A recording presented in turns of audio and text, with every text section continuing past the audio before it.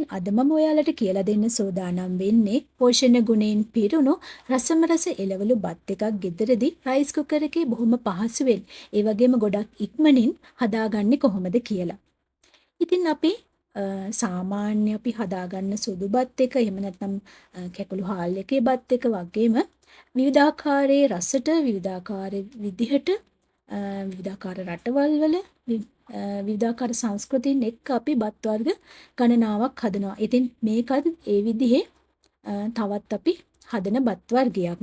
ඉතින් මේ බත් එක හදනකොට අපි සාමාන්‍යයෙන් බත් එකක් උයනවා වගේ තමයි උයන්නේ. ටෙම්පරාදුවක් එක්ක මේ බත් එක උයන්නේ නැහැ. ඉතින් මේ සඳහා ඔයාට කැමති හාල් වර්ගයක් භාවිතා කරන්න පුළුවන්. සම්බා නාඩු කීරි සම්බා එහෙම නැත්නම් බාස්මති වගේ හාල් එකක් වුණත් භාවිතා කරන්න පුළුවන්. ඉතින් ඔයාට අවශ්‍ය ප්‍රමාණයේ හාල් ටික හොඳට සෝදලා මේ විදිහට රයිස් කුකර් එකට දාගන්න. අවශ්‍ය නම් ඔයාට කහ ටිකක් ඉහ ගන්න පුළුවන්. ඒත් එක්කම ලුණු ටිකක් අවශ්‍ය ප්‍රමාණයට දාගන්න. සාමාන්‍යයෙන් ග්‍රෑම් 500ක විතර හාල් ගන්නවා නම් ඔයා ඒකට ලුණු මේස තේ හැන්දක් තේ හැන්දි එකමාරක් විතර වගේ එකතු කරගන්න. ඒත් එක්කම මේ බත් එකට කුරුඳු පොතු කෑල්ලක්, රම්පේ කෑල්ලක් දෙකක් එකතු කරගන්න. මේ බත් එකේ සුවඳ ඒ වගේම පෝෂණ ගුණය රස වැඩි වෙන්න ඒ දේවල් උපකාරී වෙනවා. ඉතින් ඊට වඩා ගොඩාක් දේවල් අවශ්‍ය නැහැ. ඔයාට අවශ්‍යම නම් එන සාල්ලටයක් එහෙමත් නැත්නම් කරාමුණටි ටිකක් ආදී එකතු කරගන්නත් පුළුවන්.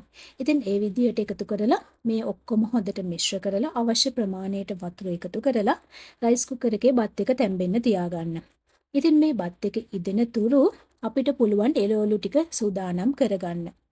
සාමාන්‍යයෙන් අපි ෆ්‍රයිඩ් රයිස් එකක් හදනකොටත් කැරට්, ලීක්ස් වගේ එළවලු එකතු කරනවා. ඉතින් ඒ බත් එක හදන්නේ අපි මේ එළවලුත් එක්කම බත් ටිකත් ටෙම්පරාදු කරලා. ඉතින් සමහර වෙලාවට අපි හදනවා බත් එක හාල් එක මුලින්ම ටෙම්පරාදු කරලා උයන බත් වර්ගයකුත්. ඉතින් මේ එළවලු බත් එක හදනකොට මේ විදිහට මුලින්ම අපි ටෙම්පරාදු කරන්නේ නැහැ. සාමාන්‍ය විදිහට තමයි උයාගන්නේ. ඊළඟට අපි එළවලු ටික තමයි ටෙම්පරාදු කරගන්නේ. ඒ වගේම තමයි මේ ටෙම්පරාදු කරගන්න එළවලු එකට අපි බත් එක එකතු කරන්නේ නැහැ. ෆ්‍රයිඩ් රයිස් එකක් හදනවා වගේ. ඉතින් මේ බත් එක ඉදෙන තුරු අපිට පුළුවන් එළවලු ටික කපලා ඒ ටික මේ විදිහට ටෙම්පරාදු කරලා සූදානම් කරගන්න. මේ විදිහට ටෙම්පරාදු කරනකොට මාගරින් එකක් ඔයාට භාවිතා කරන්න පුළුවන් නම් ගොඩක් හොඳයි. මොකද මේ මාගරින් එකෙන් එන රස මේ එළවලු බත් එකට ගොඩක් ගැළපෙනවා. බටර් එකකින් එහෙමත් නැත්නම් වෙනත් තෙල් වර්ගයකින් එන රසට වඩා මේ මාගරින් එක ගොඩක් හොඳයි. ඔයාට මාගරින් එකක් නැත්නම් විතරක් එළවලු තෙල් එකක් වගේ භාවිතා කරන්න ප්‍රශ්නයක් නැහැ. ඉතින් මේ විදිහට එළවලු ටික දාගන්න කලින් අපි සුදු ලුණු ටිකක් ඒත් එක්කම ලොකු ලුණු ටිකක් දාලා හොඳට ටෙම්පරාදු කරගන්න ඕනේ. ඉතින් ඔයා මාගරින් එකක් භාවිතා කරනවා නම් මාගරින් එක හොඳටම දිය වෙලා තෙල් වෙනකම්ම ඉන්න එපා. මාගරින් එක පෑන් එකට දාලා ඒක දිය වීගෙන යන අතරතුරේදී හීනියට කපාගත්ත සුදු ලුණු ටික එකතු කරන්න. මේ සුදු ලුණු ටික තරමක් දුරට බැදීගෙන එන වෙලාවදී ලොකු ලුණු ටිකත් එකතු කරගන්න. ඉතින් ඔයාට මෙතනදී සාමාන්‍ය ප්‍රමාණයක් ග්‍රෑම් 500කට වගේ නම් සුදු ලුණු බික් 3ක් වගේ ලොකු ලුණු ගෙඩි භාගයක් වගේ එකතු කරගන්න පුළුවන්. ඉතින් ඔයාගේ හදාගන්න ප්‍රමාණය අනුව ඔයාගේ අවශ්‍යතාවය අනුව ඔයාට මේ දේවල් වෙනස් කරගන්න හැකියාවක් තියෙනවා. ඒ වගේම තමයි ඔයාට මේ එළවලු බත් එක හදනකොට මෙන්න මේ එළවලුව තමයි අපි ගත යුතු කියලා දෙයක් නැහැ. සාමාන්‍යයෙන් අපිට එකතු කරගන්න පුළුවන් සාමාන්‍ය විදිහට අපි ප්‍රධානවම එකතු කරන දෙයක්නේ කැරට් ලීක්ස් කියන්නේ. ඊට අමතරව ගෝවා එකේ දම් පාට ගෝවා තියෙනවා. ඊළඟට බෝංචි ටිකක් එකතු කරගන්න පුළුවන්. ඉතින් ඔයා ගොඩක් පුංචි බබෙකුට හදනවා නම් එහෙමත් නැත්නම් ටිකක් අසනීපුණු කන්න බැරි වැඩිහිටියෙකුට වගේ හදනවා නම් මේකට වට්ටක්ක ටිකක් බණ්ඩක්ක ටිකක් වුණත් එකතු කරගන්න පුළුවන්. ඒක ප්‍රශ්නයක් නැහැ. ඒක ඉතින් ඔයාගේ කැමැත්ත. ඒ වුණාට අපි සාමාන්‍යයෙන් හදනකොට මේ වගේ දේවල් එකතු කරන්නේ නැහැ. ඉතින් මේ වගේ සාමාන්‍ය එළවලු ටික සාමාන්‍ය ප්‍රමාණ වලින් අරගෙන එකතු කරගන්න පුළුවන්. ඉතින් ඒ වගේම තමයි මේ ලුණු ටිකත් සාමාන්‍යයෙන් ටෙම්පරාදු වීගෙන එනකොට මම ඒකට කරපිංච ටිකකුත් එකතු කරගත්තා. ඊළඟට මම එළවලු ටික එකතු කරගත්තේ. ඉතින් මෙතනදී මම කැරට්, ඒ වගේම ගොඩක් සිහින්ව ලියාගත්ත බෝංචි, ගෝවා, ඒත් එක්කම ලීක්ස් සහ රේසින් ටිකක් එකතු කරගෙන තියෙනවා. ඉතින් ඔයාට ඒ වගේ ප්ලම්ස් වගේ දෙයක් නැත්නම් ඒක ප්‍රශ්නයක් නැහැ. ඒ වගේම මේ එළවලු එකට ග්‍රීන් පීස් ටික එකතු කරගන්නත් පුළුවන්. ග්‍රීන් පීස් ටික හොඳට තැම්බිලා තියෙනවා නම් මේකට කෙලින්ම එකතු කරගන්න පුළුවන්.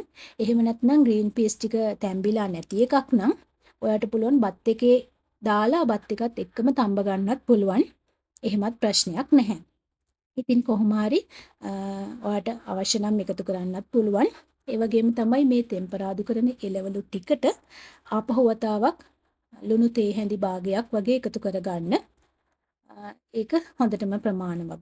ඉතින් ඒ වගේම තමයි මේ එළවලු ටික සාමාන්‍ය ටිකක් අඩු ගින්දරේ තමයි අපි ටෙම්පරාදු කරගන්න ඕනේ. ඒ වගේම අපි ගොඩාක් ටෙම්පරාදු කරගන්නේ නැහැ. සාමාන්‍යයෙන් විනාඩි 2ක් 3ක් වගේ කාලයක් තමයි මේ එළවලු ටික හොඳට ටෙම්පරාදු කරගන්න ඕනේ. ටිකක් රත් කරගන්න ඕනේ.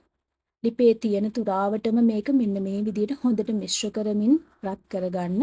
සාමාන්‍යයෙන් කැරට්, ලීක්ස්, ගෝවා වගේ දේවල් අපිට යන්තම් තැම්බුනහම කන්න පුළුවන්. ටිකක් බෝංචි තමයි තැම්බෙන්න ඕනේ. ගොඩක් සිහින්ව බෝංචි ටික ලියා ගන්නවා නම් ඒකත් ලොකු ප්‍රශ්නයක් වෙන්නේ නැහැ. ඉතින් අපි විනාඩි 2-3කට වඩා මේක තියාගන්නේ නැත්තේ එහෙම වුණොත් මේ තියෙන රස්නෙත් එක්ක මේ එළවලු තියෙන පෝෂණ ගුණය අඩු වෙලා යනවා. ගොඩක් පෝෂක සංඝටක පිච්චිලා යනවා. ඒත් එක්කම මේ එළවලු වල තියෙන පාට අඩු වෙලා යනවා.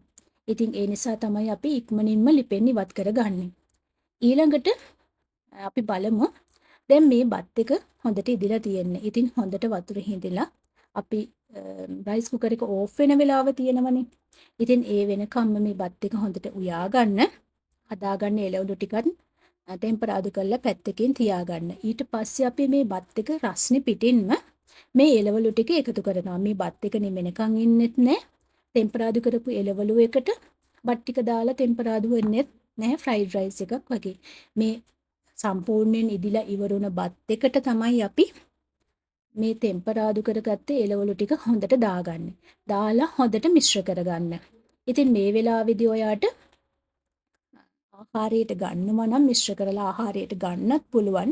එහෙමත් නැත්නම් මේ එළවලු ටික හොඳට මිශ්‍ර කරලා පියන වහලා තියාගන්නත් පුළුවන්. ඔයා ආහාරයට ගන්න වෙලාව වෙනතුරු. මොකද රයිස් කුකර් එකේ හදන නිසා පැය කීපයක්ම මේ බත් එකේ රස්නේ හොඳටම තියෙනවා.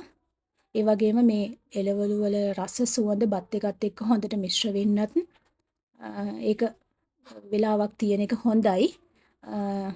ඉතින් ඔයත් මේ වගේ බත් එකක් තාම හැදුවේ නැත්නම් මේ තරම් ලේසියට තාම හැදුවේ නැත්නම් ඉක්මනින්ම අදම හදන්න. ඉතින් මේ වීඩියෝ එක ගැන ඔයාගේ තියෙන අදහස්, යෝජනා, චෝදනා කමෙන්ට් කරන්න අමතක කරන්න එපා. මේ බත් එක සාමාන්‍යයෙන් අපි බත් කන්න පටන් ගන්න කාලේ චූටි බබෙකුට මුලින්ම දෙන බත්වලට අපිට මේ විදිහේ හොඳ එළවලු බත් එකක් හදලා ගොඩක් රසට මත ගාලා දෙන්න පුළුවන්. එහෙමත් නැත්නම් වැඩිහිටි කෙනෙකුට, වයසක කෙනෙකුට උනත් ගොඩාක් තෙල් දාන්නේ නැති නිසා මේ බත් එක ගොඩාක් සුදුසුයි. ඉතින් ඔයාලට අවශ්‍ය නම් මේ බත් එක ඉදීගෙන එනකොට, වතුර හිඳීගෙන එනකොට මාගරින් ටිකක් එකතු කරගන්නත් පුළුවන්. තව ටිකක් රස වැඩි වෙන්න. සාමාන්‍යයෙන් එකතු කිරීමක් අත්‍යවශ්‍ය වෙන්නේ නැහැ. මොකද අපි එළවලු ටික ටෙම්පරාදු කරගන්න මාගරින් එකතු කරන නිසා. ඉතින් මම හිතනවා අද වීඩියෝ එක ඔයාලට ගොඩක් වැදගත් වෙන්න ඇති කියලා. ඒ වගේම ගොඩක් රසවත් වීඩියෝ එකක් කියලා මම විශ්වාස කරනවා. ඉතින් මේ වගේ තවත් අලුත් වීඩියෝ එකක් අරන් එනතුරු ගිහින් එන්නම්. සුබ දවසක්.